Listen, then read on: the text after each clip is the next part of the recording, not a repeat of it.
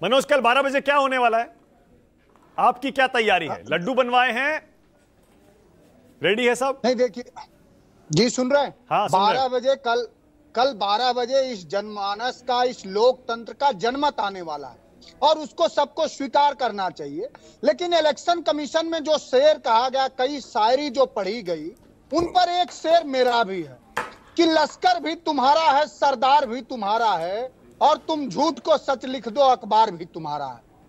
उस पर एक शेर है। इलेक्शन कमीशन से ये देश की जनमानस जानना चाहती है कि 1952 से चुनाव हो रहा और इस देश का लोकतंत्र किसी भगवाधारी के उस पर सेक्रीफाई पे, बलिदान पे नहीं, बल्कि हजारों लाखों लोगों के कुर्बानियों पे लाया गया है।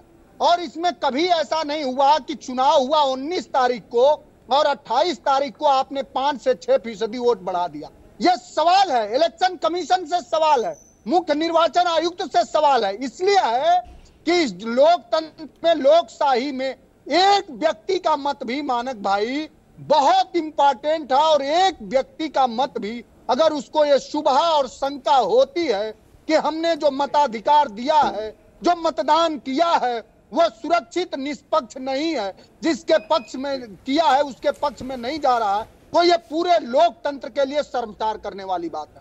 दूसरा सवाल जो आपका है कि कल क्या होने वाला, कल इस देश का जनमत आएगा और कौन नहीं स्वीकारेगा। लेकिन सवाल यह है कि जिस देश के सत्ताधीशों के और तानाशाहों के लापरवाहियों का खामियाजा हमारे पुलवामा में नौजवानों ने अपनी कुर्बानियां दे करके लाई, अपनी कुर्बानियां दे के बचाई। अगर उन्हें चापर दिया गया होता। अरे पुलवामा कहां से ले आए? प्रचार खत्म हो गया यार मनोज, छोड़िए ना, कहां पुलवामा जा रहे हैं अभी भी आप? अरे आप मुद्दे थोड़ी खत्म हो जाते। अरे अच्छा, जिनके लापरवाही, अब मैं कह रहा हूं प्रचार अब खत्म हो चुका है, वोट पड़ चुका। मैं देखिए, अगर आपकी सुनिए, मैं कह रहा हूं अगर बीजेपी हारी तो हम इसी बात का विश्लेषण करेंगे कि आपने जो मुद्दे उठाए थे वो चल गए। लेकिन अगर आप हार गए और पीएम मोदी की अध्यक्षता में, उनके नेतृत्व में बीजेपी जीत जाती है, तो हम ये मानेंगे कि भाई ये जीत गए, आपके मुद्दे नहीं चले, इनके मुद्दे चल गए। क्लियर है ना ये? तो देखिए, मुद्दे कभी गौण नहीं होते हैं, ये जान लीजिए। ने कहा तो कि 700 किसान शहीद हुए, किसानों को कुचला गया। अरे भारतीय इतिहास में कब हुआ कि हमारी वीर सैनिकों की मां, बहन, बेटियों को? अच्छा ठीक है, okay, all right, okay, Harshvardhan Tripathi, okay. और कल मैं कह रहा हूं, मैं पहले भी कह चुका हूं, कल उत्तर प्रदेश में समाजवादी पार्टी 50 सीट जीतेगी और इंडिया गठबंधन इस देश में 310 से ज्यादा सीट जीतेगी। ये हुई ना बात, यही मैं सुनना चाह रहा था आपसे, यही सुनना चाह रहा था। ऑल राइट, एक सेकंड, जरा मनोज सिंह काका, उसके बाद आ रहा हूं हर्षवर्धन जी। मनोज सिंह काका, अब देखिए, आनंद दुबे ने खुलकर कह दिया हमारी सरकार आई तो उद्धव ठाकरे पीएम बन सकते हैं। अलका लांबा ने कह दिया अगर हमारी सरकार आई तो राहुल गांधी का दावा होगा मजबूत। आप भी कह दीजिए भाई, अखिलेश यादव भी बन सकते हैं पीएम।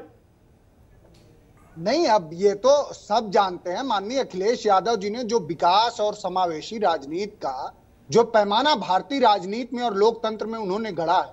आपसे मैं पूछना चाहूंगा, आप बहुत जनवादी पत्रकारिता करते हैं, कोई देश में ऐसा प्रधानमंत्री ही बताइए, मुख्यमंत्री तो छोड़िए, जिसने अपने एक कार्यकाल में 25 लाख लैपटॉप बांट के और अपने यहाँ आवाम को तकनीकी से लैस करा हो, जिसने कई एक्सप्रेसवे बनाया हो। इस देश के इतिहास में पहली बार ऐसा हुआ कि जो हमारे फाइटर प्लेन थे वो हमारे स्टेट एक्सप्रेसवे पे उतरे, टच एंड फ्लाई किए।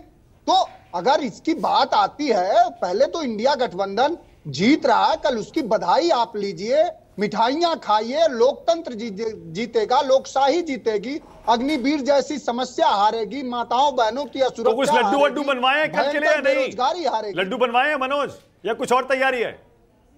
अरे हम लोग भाव के लड्डू, महाराज भाव के लड्डू अभी खाइए। आप लड्डू बनवाने में कितना समय लगता है?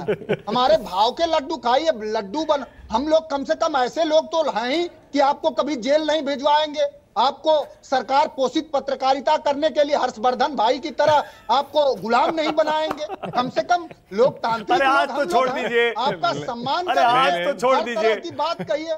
अब हर्षवर्धन भाई सच बोल ही नहीं सकते, अगर ये सच बोल देंगे तो इनका हर्ष हटा के वहां विषाद कर दिया जाएगा। बोलिए।